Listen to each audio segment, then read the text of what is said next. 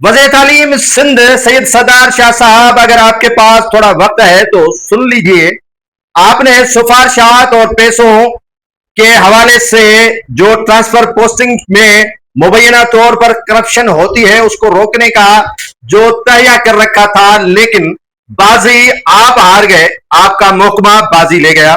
आपने जो यहाँ एजुकेशन में सिफारिश और पैसे को रोकने के लिए, उस करप्शन के खात्मे के लिए जो अलम उठाया था, वो अलम शायद आपने उठाया लेकिन आपके पीछे कोई ना आया।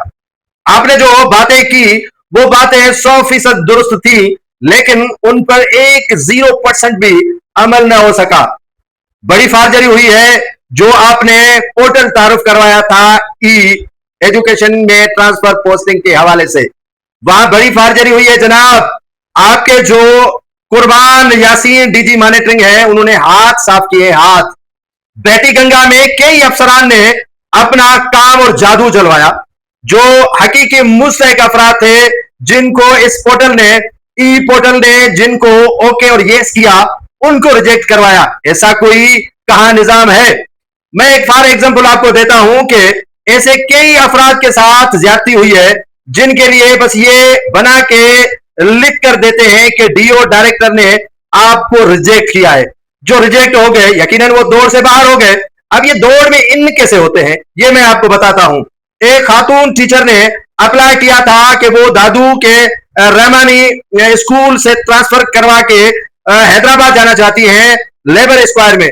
तो उसका ओके भी हो गया और ट्रांसफर का जो जितने भी उनके सवालात थे, जितना भी उनका जो डेटा दिया गया था, उसमें आपके ई पोर्टल ने उसे ओके करार दिया और उसका ट्रांसफर होना था। लेकिन कायदे आजम के आगे मजबूर आपके कुर्बान यासीन डीजी मॉनिटरिंग, उसने पता है क्या किया? मैं ये सारी चीजें रखूंगा। जिस खातून के हवाले से कहा गया कि आपका ओके है, एंड टाइम एक पोस्ट खाली थी, वहां पर एक मर्द टीचर का ट्रांसफर किया गया जिससे रिजेक्ट किया गया था। जो रिजेक्ट था, जिसको इस पोर्टल ने रद्द किया था, वो ओके हो गया। सिर्फ एक आदमी, एक फर्द की बात नहीं कर रहा हूं, लेकिन यहां पर सरदार शाह साहब, यहां बड़ी फार्जरियां हुई है। सेक्रेटरी तालीम जाहिद अब्बास साहब, आप तो उम्रा करके आए हैं, लेकिन नीचे जो खिलवाड़ हुआ है उसका आपको शायद अंदाजा भी नहीं है कि कितनी तबाही कर दी गई है।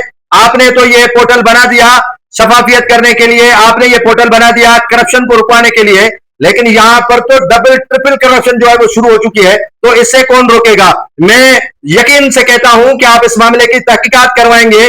जिन अफराद के रिजेक्ट इस पोर्टल ने किए थे, ई ने, उन्हीं का जो है वो कैसे ट्रांसफर हो गया, ये हैरान कुल बात ही नहीं है, बल्कि आपके ईमानदारी पर कई सवालात छोड़े गए हैं। आपके ईमानदारी पर कई जो है वो काफी चीजें छोड़ी गई है कि आप ईमानदार नहीं बल्कि इन बेईमान लोगों के साथ मिले हुए हैं। मुबैना तौर पर आपका भी इनके साथ कोई गठजोड़ है।